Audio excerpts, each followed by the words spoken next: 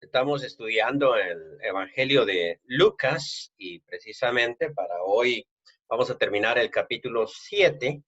Hay una historia ahí y para contextualizar un poquito, pues a Jesús estaba proponiendo en el capítulo en cuestión eh, que él no vino a traer paz a la tierra, sino vino a traer conflicto y que los discípulos deberían escoger la puerta estrecha, ¿no? Generalmente se acusa a los predicadores, ya Jesús mismo lo hizo en Mateo capítulo 23, de decir un montón de cosas y de instruir en un montón de formas y no estar dispuestos a hacerlo. Digamos, Jesús dijo, ustedes atan cargas pesadas que no son capaces de llevarla ni con un dedo. Entonces, es fácil decir cuando uno no está en peligro, pues bien, la historia que vamos a contar hoy, o que en la Biblia está en el Evangelio de Lucas, demuestra cómo Jesús, digámoslo así, practicaba lo que estaba enseñando. O sea, él se va a enfrentar al conflicto inmediatamente. O sea, le está diciendo a los discípulos, yo no vine a traer paz, vine a traer conflicto. Ustedes me tienen que seguir y tienen que entender que hubo o que va a haber un tipo de conflicto, por una parte. Por otra, les está diciendo, elijan la puerta estrecha, elijan este camino difícil. No vayan a elegir el fácil, por favor. Esto es importante, ¿no? Y a continuación está esta historia, bien interesante, de bueno, lleva por título, en este caso, Lamento de Jesús sobre Jerusalén. Pero vamos a ver la historia que está en el trasfondo. Aquel mismo día, o sea, cuando él está enseñando estas cosas de entrar por la puerta estrecha, llegaron unos fariseos diciéndole, sal y vete de aquí, porque Herodes te quiere matar. Y les dijo, id y decid a aquella zorra, he aquí, echo fuera demonios y hago curaciones hoy y mañana, y al tercer día termino mi obra. Sin embargo, es necesario que hoy y mañana y pasado mañana siga mi camino, porque no es posible que un profeta muera fuera de Jerusalén. Creo que hay un dicho que dice, perro que ladra no muerde, ¿no? Yo no estoy tan seguro de que el dicho sea correcto, porque sí he visto unos perros que ladran y muerden a la vez, ¿no? Pero cuando el perro ladra, pues tiene X intención. Recuerdo una vez cuando íbamos a vender plásticos con mamá, cuando hacíamos esas cosas, ¿no? Que por allá por Monrovia salió un perrito chiquito, chiquitín, chiquitín. Y ella me dijo, cuidado con ese, ¿por qué se muerde? Y claro, el perro sí sabía lo que venía, o sea, venía bien agachadito, porque él no quería ser percibido, o sea, quería morder. Entonces viene escondido. Claro, perro que ladra no muerde. Sin embargo, cuando el perro ladra, algún tipo de intención tiene. En esto, estaba viendo un documental la vez pasada, pero hace mucho tiempo, no lo pude encontrar realmente, ni recuerdo cómo se llamaba. Estaba viendo en televisión sobre los animales salvajes y mostraban ahí a un zorro. Resulta que este zorro es sumamente astuto, ¿no? No es fuerte, vamos a decir, como un león, así que no puede cazar él solito, ni tampoco tiene la ayuda de sus compañeros como si tiene un lobo, que tiene una jauría, que trabajan en equipo. Pues, el zorro es solitario, ¿no? Y entonces, solito él y débil como es, ¿cómo se le ingenia para cazar? Bueno, él tiene que cazar animales pequeños, pero cuando tiene que cazar algo un poquito grande, y en este caso era un pequeño bisonte, el que el zorro pretendía comerse, un bebé bisonte, empezó a jugar con él, a jugar con él, a jugar de la cacería, vamos a decirle. Y entonces el narrador del documental dice, lo que el zorro pretende es aislarlo de la manada. O sea, se lo está llevando, lo está jugando, lo coquea, se corre, hace como que el bisonte le gana, lo golpea y él sigue alejando, alejando, hasta que el pobre bisonte se vio perdido, ¿no? Cuando ya estaba fuera de la manada. Y dijeron, sí, es astuto, ¿no? Entonces, si nos preguntamos aquí, hagamos la siguiente pregunta, ¿no? Si vamos a ser investigadores, vamos a ser discípulos de Jesús. Y nosotros notamos que viene este grupito de gente judía que se llaman los fariseos, ¿no? Eh, enemigos de Herodes. O sea, los fariseos odiaban a Herodes. Y la razón por la cual despreciaban a Herodes, el grande, vamos a decir, es que aquí en la Biblia hay muchos Herodes, ¿sí? Hay 5 Herodes realmente. Entonces, el primero de todos, se llama el Grande. Tenía un papá que no era judío, o sea, se llamaba Antipater, el papá. Este señor no era judío, sino era idumeo, o sea, era descendiente de Esaú, en teoría, porque cuando hablamos nosotros de razas, realmente de eso sí no vamos a estar seguros, ni siquiera los judíos tienen sangre pura. O sea, cuando se hace un estudio sobre los judíos, se dice, por ejemplo, Rahab no era judía, ¿no? Y está dentro de la ascendencia de Jesús. Ruth tampoco, y está dentro de la descendencia de Jesús. Betsabé tampoco, y está dentro de la descendencia de Jesús. O sea, Tamar tampoco, y está dentro de la descendencia de Jesús. O sea, no vamos a estar seguros, pero de que el tipo era idumeo, y de que los judíos son racistas, eran racistas. Entonces, Antipater era idumeo, pero era un político astuto. Y se casó con una de las descendientes de los macabeos, y así fue como se metió dentro del gobierno de Israel. Y a su hijo, que era Herodes, entonces ya es mezcla, o sea, es mitad judío y mitad idumeo, ¿no? Como digo, es en teoría, ¿sí? No es que yo le haya revisado el ADN y era 50% y 50%. Es como cuando dicen, mira, vos sí sos, ¿cómo decimos? Vos sí sos descendiente de los españoles. Soy descendiente de los españoles.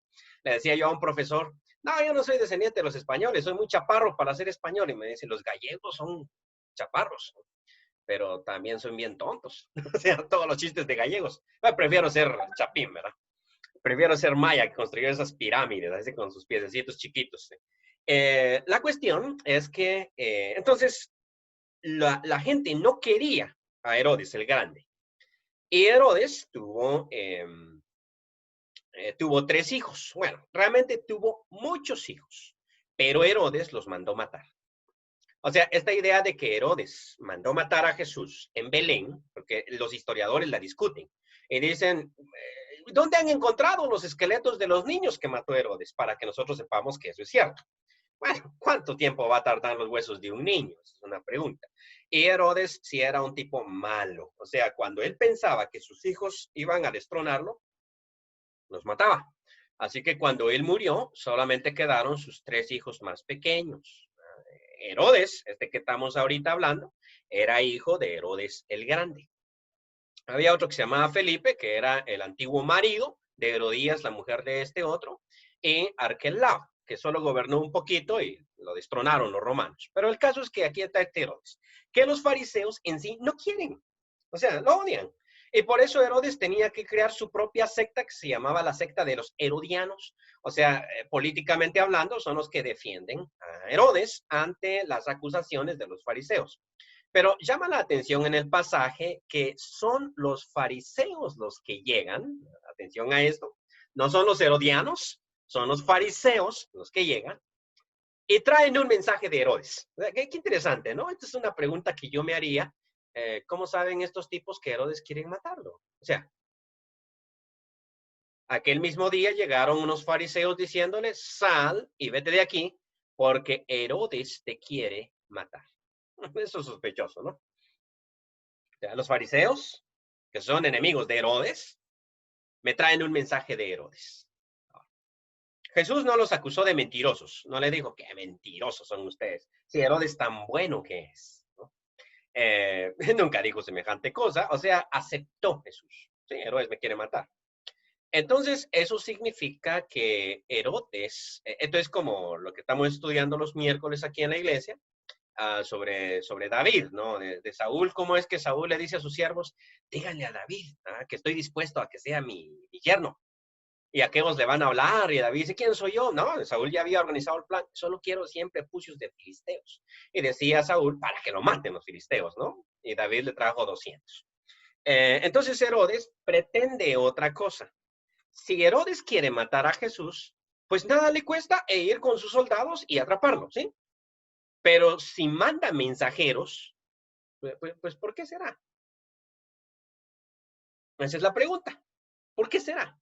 Hay una novela que escribió García Márquez que se llama Crónica de una muerte anunciada, donde resulta que violaron a una muchacha y la muchacha le echó la culpa a un inocente. Pero para esto los hermanos de la muchacha no pueden quedarse con eso, así es de que van a tomar venganza. Pero ellos no querían hacerlo. Ellos no querían hacerlo. Solo querían tomar venganza. Pero ellos no querían hacerlo, en realidad. Pero ni modo, hay que, el orgullo, eso es importante, ¿no? Entonces, se encargan de decirle a todo el pueblo que van a matar al fulano, para que alguien de todo el pueblo le cuente al fulano que lo van a matar y entonces huya, ¿verdad? O sea, a las 5 de la tarde, cuando vaya llegando a su casa, enfrente del portón de su casa, allí nosotros lo vamos a matar. Y resulta que todo el pueblo sabía y nadie le dijo al pobre muchacho que lo iban a matar. Entonces, es más, dice que el cantinero cuando lo mira entrar dice, este ya está muerto, ya está hasta cenizo, lo miro yo. O sea, la idea es que toda gente que lo miraba muerto. Y todos decían, pobre, lo van a matar. Ojalá alguien le dijera. Todo el mundo sabía y nadie le dijo al muchacho lo que le esperaba, ¿no? Y bueno, García Márquez es chistoso para sus relatos porque dice que al pobre hombre lo apuñalaban en el portón de su casa y no se moría porque ya rato estaba muerto. O sea, crónica de una muerte anunciada, ¿no? El realismo mágico de este señor. Pues si Herodes le está diciendo a Jesús, por medio de los fariseos, hey, díganle que lo voy a ir a matar. Es para que Jesús huya. Aquí está el conflicto precisamente. Aquí Jesús se enfrenta a lo que él está diciéndole a sus discípulos, ustedes se van a enfrentar. Puse enemistad entre padre e hijo, madre e hija, y nuera, suegra y nuera. Los enemigos del hombre van a ser los de su propia casa. Ok, ya lo dijo. Hay que ser digno de Cristo y hay que enfrentar la situación con el pecho abierto. Pero Jesús es el primero que lo hace y lo vamos a ver en su respuesta. O sea, está diciendo este Herodes es como ese tipo de zorra. O sea, ¿qué es lo que quiere? Este tipo sí es un astuto, ¿no? La idea de zorro aquí es, este tipo es un astuto. Pero ya que son tan buenos, vamos a traducirlo a un buen chapín, ¿no? Señores fariseos, ya que son tan buenos para traer y llevar chismes, llévenme este, por favor. Díganle a Herodes, ¿no? Pero mejor no le digamos Herodes, digámosle aquella zorra. Díganle a aquella zorra, he aquí, echo fuera demonios y hago curaciones. Hoy, si quiere que me venga a buscar. Mañana, o sea, si no quiere venir hoy, pues aguante. Y al tercer día, termino mi obra. 3 días más voy a estar aquí. ¿Cuál miedo? ¿Cuál esconderme? ¿Qué esperaban los fariseos? Que Jesús dijera, uy, gracias, señores, y se fuera a meter a un bosque, se encerrara en una cueva, se escondiera en una casa o se fuera a Samaria. ¿Qué era lo que ellos esperaban? Él está en Galilea, el terreno de Herodes, ¿no? Después va a ir a Judea. Y luego dice, sin embargo, es necesario que hoy y mañana y pasado mañana siga mi camino. ¿Por qué? Ya lo habíamos dicho la semana pasada, Jesús va camino a Jerusalén por última vez. O sea, este es su final. Porque no es posible, dijo él, que un profeta muera fuera de Jerusalén.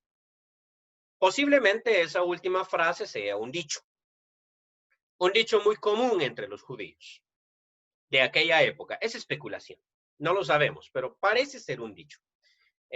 Un profeta no puede morir fuera de Jerusalén, pero Jesús lo agarra para su vida.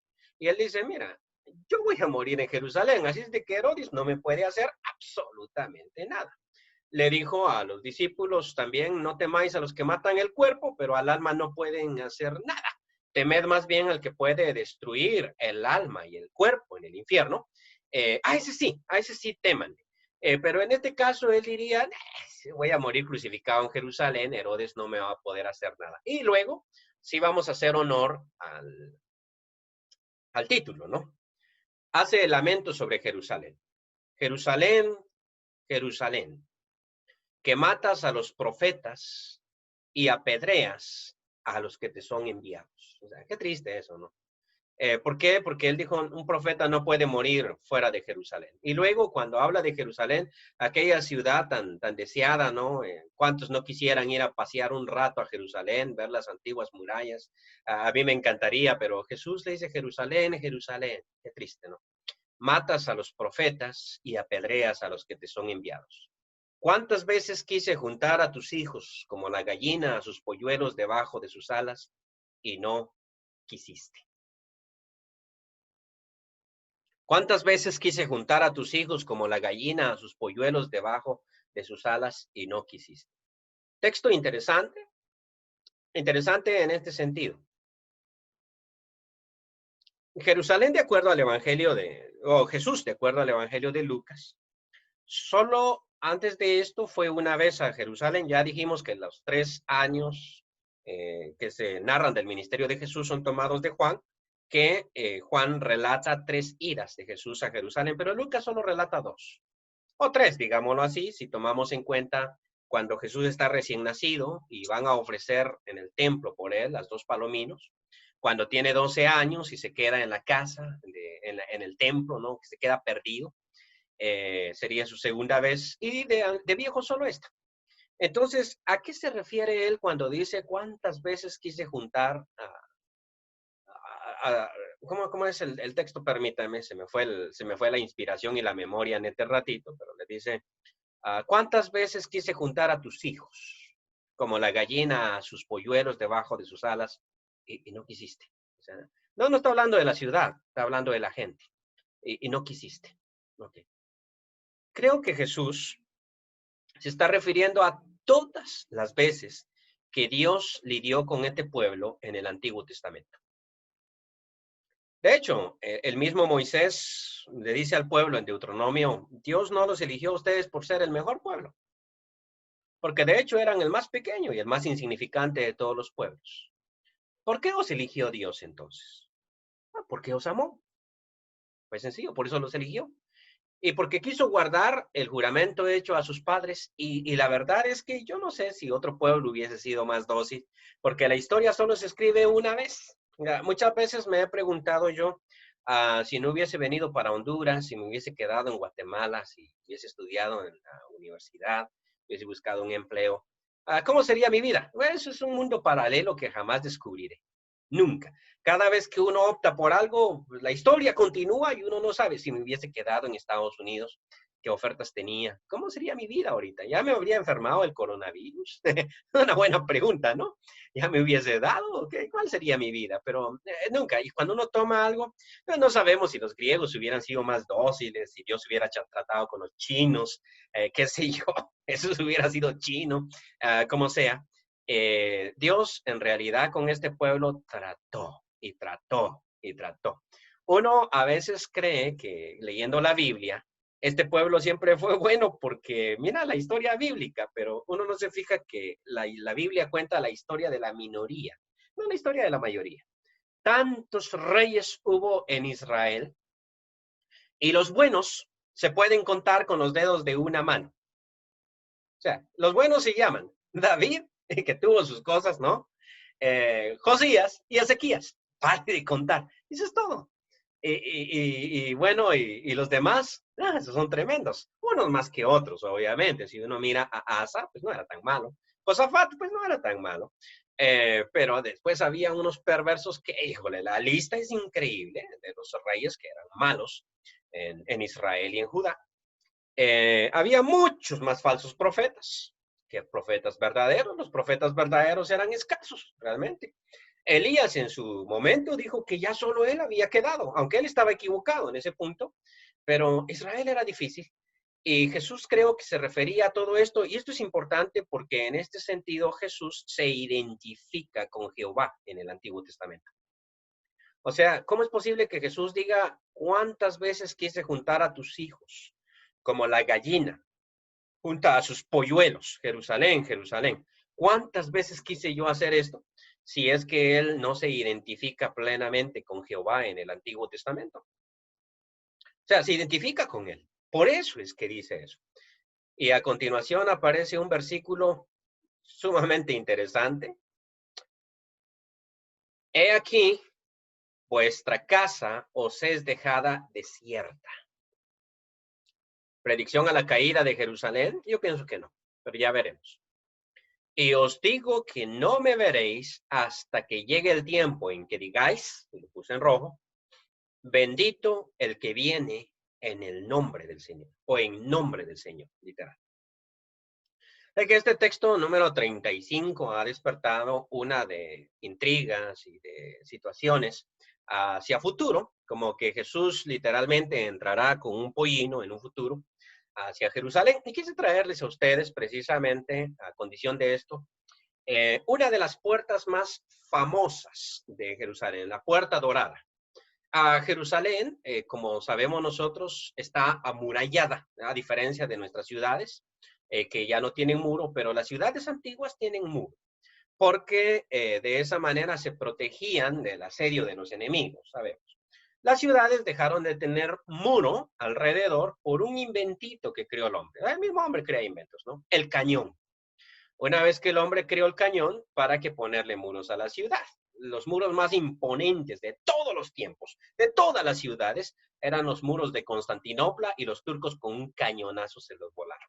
Entonces, de ahí en adelante, ¿para qué hacemos nosotros muro, no? Y ahora que tenemos avión, hacer muro. Entonces, las ciudades antiguas tienen sus muros. El caso de Jerusalén tiene un muro. Jerusalén es mucho más grande hoy en día que lo que fue en tiempos bíblicos, así que la ciudad está fuera de los muros. Y dentro de los muros está la ciudad antigua. Esos muros tienen 8 puertas, pero una de las puertas que llama la atención es la que voy a pintar acá. O la que no la voy a pintar, perdón, voy a compartir nada más la fotografía de la foto. Es esta de acá. Esta es la puerta más famosa. ¿Por qué? Si ustedes la miran, está sellada. O sea, es una puerta que sellaron. Y no solo sellaron desde dentro, sino que hay un cementerio musulmán. Si somos un poquito más fijados, vamos a ver que hay varias tumbas enfrente, y ese es un cementerio musulmán donde estaba la entrada. Muy bien, esta se llama la Puerta Dorada, que según la tradición cristiana de esos lugares, es la puerta por donde el Mesías debía entrar a Jerusalén. O sea, es la puerta por donde entró Jesús y por donde entraría por segunda vez. Resulta que está sellada porque hubo, en esto la historia es bien caprichosa, ¿no? Cuando uno habla de musulmanes, tiene que tener cuidado de no confundirlos con árabes. Los árabes son una cosa, los musulmanes son otra cosa, que se parecen, pero no son la misma cosa. Ya me enredé, ¿no? Los musulmanes y árabes en un principio eran los mismos, porque Mahoma era árabe y él creó su califato, vamos a llamarle así, aunque Mahoma no lo crea, lo crean después los omeyas, pero crean este reino que es de árabes, que al mismo tiempo son musulmanes. Pero estos árabes conquistan otros pueblos que no son árabes y los convierten en musulmanes. Esto fue lo que pasó cuando ellos invadieron a los persas, y los árabes conquistaron a los persas y los hicieron musulmanes. Pero los persas no son árabes, son persas, solo que comparten la religión, son musulmanes. Estos son los iraníes. O sea, cuando uno habla de Irán, por ejemplo, ellos no son árabes, ellos no hablan árabe, ellos hablan iraní o persa. Esos son los antiguos persas, Ciro, Darío, esa es la misma raza todavía, que ha recibido diferentes nombres. De hecho, antes de la revolución islámica que ellos tuvieron, ellos se llamaban Persia, o sea, era el reino de Persia, el Shah de Persia. Y cuando ellos crearon su revolución, entonces dijeron, nos vamos a llamar Irán, porque son los antiguos iranios. Y hablan su propio idioma, que es iraní, y por eso es que ellos son musulmanes, pero se andaban peleando con Saddam Hussein, porque son distintos, son chiitas, ¿no? Y lo mismo pasó más adelante. Los árabes empezaron a contratar a unos mercenarios guerreros. Estos mercenarios guerreros se llamaban turcos, que venían desde la región de China, eran guerreros. Y estos turcos, al general de los turcos le llamaban el sultán. Y se volvieron tan poderosos que en determinado momento le dieron golpe de estado a los árabes, tenga, y ahora nosotros nos hacemos con el poder. Entonces, ahí es donde surge Turquía. Por eso los turcos son musulmanes, pero no son árabes. Son enemigos de los árabes. Turcos y árabes no se llevan, porque los turcos los tuvieron dominados. Entonces, en el 1500, los que gobernaban Jerusalén no eran los árabes, eran los turcos. Los turcos de una región, de un descendiente que se llamaba Otman, o Osman, ¿no? y por eso se llamaban los turcos otomanos, los que gobernaban todos estos. El más grande de sus gobernantes se llamaba Soleimán el Magnífico. Si uno busca en YouTube va a encontrar documentales sobre Soleimán el Magnífico, que es musulmán pero no es árabe. Entonces, este Soleimán escuchó la historia, ¿sí? De que el Mesías de Israel iba a entrar por esta puerta. Y él mandó a sellarla. O sea, desde entonces la puerta está sellada. 1541, el año en que se sella esta puerta. Y por eso, cada vez que uno va a Israel, cada vez como que fuera cada 8 días, ¿no? Cuando uno va a Israel, a donde los turistas lo van a llevar a uno, seguro, seguro, de las 8 puertas que hay en Jerusalén, es a esta. Y uno se va a parar ahí donde tomaron la foto, ¿cierto? Desde esa región va a mirar uno y el turista le va a decir que es judío, no es cristiano, no cree en el Mesías, pero le va a decir, mira, esta es la puerta por donde va a entrar el Mesías cuando venga. Y claro, sabe que con eso usted le va a dejar una buena propina. Claro, si uno es guatemalteco, no tanto, ¿no? Pero hay gringos que dejan propina, en fin. Y esta es la puerta famosa, y claro, ahí llegan todos. No pueden entrar al cementerio, obviamente, eso no está abierto a turistas, pero desde lejos pueden ver esa puerta donde dicen que Jesús dijo que él iba a entrar. Sin embargo, permítame, el texto en realidad no es una profecía, ¿sí? No es una profecía. Y en este caso, pues voy a hacer lo que no me gusta hacer, me voy a sacarle griego, ¿sí? Esto no me gusta porque Chaquito se rió, porque dice que parezco pastor pentecostal cuando dice esto me lo reveló el Señor y quién le contradice, ¿no? O sea, ¿cómo le contradice uno si digo esto me lo reveló el Señor?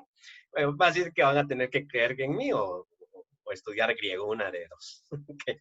Pero cuando leemos el texto en griego, curiosamente, no es que esté mal traducido, no estoy diciendo eso, sino que ligeramente quiere decir una cosa diferente. Aquí lo tengo escrito. Y dice, he aquí, o sea, arranco del 35, en griego son menos palabras, eso es curioso, en griego son menos palabras, por eso es que es más chiquito el texto, porque tiene el mismo tamaño, pero literalmente dice, he aquí, la casa de ustedes va a ser abandonada. No dice va a ser, pero vuestra casa os es dejada desierta. Miren cómo la idea es la misma. Va a ser abandonada, afietai quiere decir va a ser abandonada. Pero el hecho de decir va a quedar desierta da la idea de que esto lo van a destruir los romanos. Y como uno ya sabe lo que pasa en el 70, automáticamente la mente de uno lo lleva hasta allá. Pero lo que Jesús está diciendo es, yo intenté reunirlos a ustedes tantas veces como la gallina quiso, pero ahora les voy a decir una cosa, ya no lo voy a hacer. Su casa va a quedar abandonada. Me voy. Esa es la idea. Y les digo a ustedes, doble negación, de ninguna manera ustedes me verán. Hasta que llegue el tiempo en que ustedes digan, bendito el que viene en el nombre del Señor. Lo voy a poner tal vez con una frase para explicarlo un poquito más. Miren, había una casa aquí, voy a contar esta anécdota.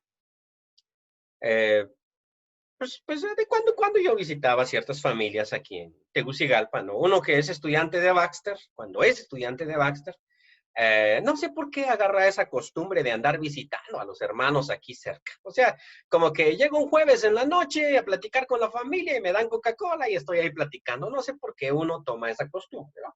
Había una familia que nos recibía y en una ocasión, pues llegué una vez, pero dije yo nunca más voy a venir porque yo llegué, ¿eh?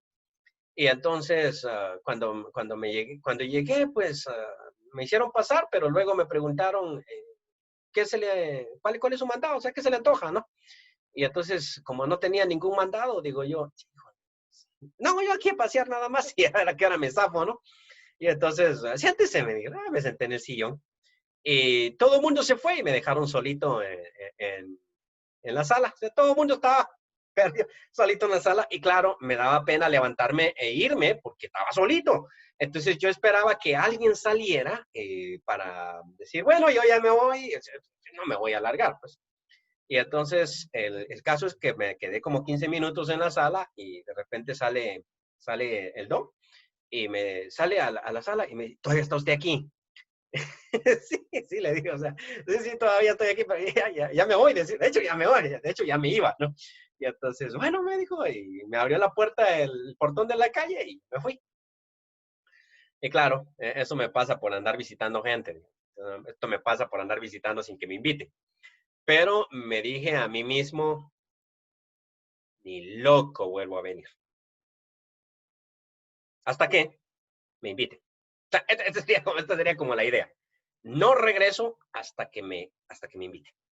O si a uno lo han ofendido en una casa, uno dice, yo a esa casa no regreso hasta que me pidan perdón. Claro, cuando me pidan perdón, yo regreso.